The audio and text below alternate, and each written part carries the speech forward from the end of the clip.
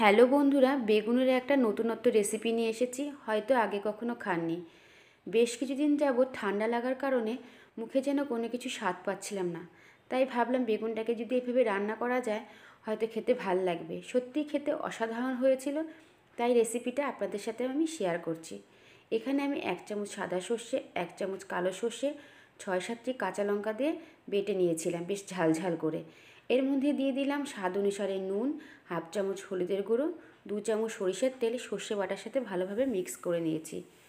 এরপর এর মধ্যে দিয়ে দিচ্ছি 7-8টি চিংড়ি মাছ ছোটো ছোটো টুকরো করে কাটা, দিয়ে সর্ষে বাটার সাথে ভালোভাবে মেখে নেব চিংড়ি মাছটাকে।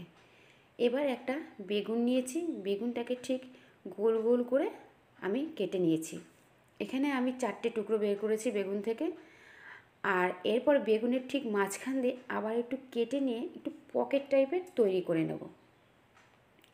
এই রেসিপিটা করার সময় আমার দুটো ভুল হয়েছিল, সেই ভুল দুটো আপনাদের সাথে শেয়ার করব।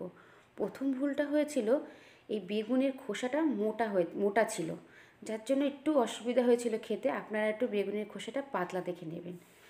এরপর আমি বেগুনের গায়ে অল্প করে নুন মাখিয়ে নিয়েছি, আর ঠিক ওই বেগুনের যে চেরা পকেটগুলো রয়েছে ওর মাঝখানে এই চিংড়ি মাছের পুরটা ভরে দিলাম সর্ষে বাটা দিয়ে। আপনারা চাইলে শুধু সর্ষে বাটা দিয়েও করতে পারেন, চিংড়ি মাছটা স্কিপ করতে পারেন। এই 4টে বেগুনের জন্য আমি 8খানা লাউ শাকের পাতা নিয়েছি, আর দুটো পাতার মাঝখানে বেগুনটাকে রেখে পাতা দিয়ে ঠিক এইভাবে মুড়ে নেব, আর একটা টুথপিক দিয়ে এই পাতাটাকে আটকে দেব। আপনারা সুতো দিয়েও বেঁধে দিতে পারেন, তাতেও হবে। আমি এখানে টুথপিক দিয়ে এইভাবে ঠিক আটকে দিয়েছি। এরপর আমি কড়াইতে অল্প জল দেব, জলের মধ্যে লাউ পাতাগুলো দিয়ে দেব।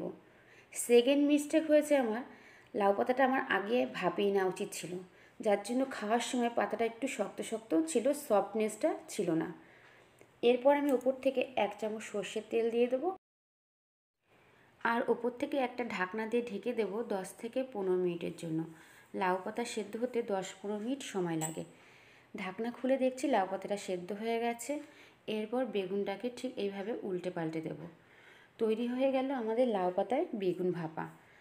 সত্যি খেতে খুবই দারুণ হয়েছিল। যখন আমি লাউ পাতা থেকে বেগুনটাকে বের করছিলাম, ভেতর থেকে সর্ষে বাটা আর কাঁচা সর্ষের তেলে এত সুন্দর একটা ঝাঁঝ বেরোচ্ছিল, চোখ নাক যেন জ্বলে যাচ্ছিল। আমি যেটা চাচ্ছিলাম ঠিক সেম সেটাই হয়েছিল, কিন্তু পাতাটা সফটনেসটা ছিল না। এটাই আমার মিস্টেক বড়। এরপরে যখন নেক্সট টাইম করব এটা আমি খেয়াল রাখবো, দুটো ভুল।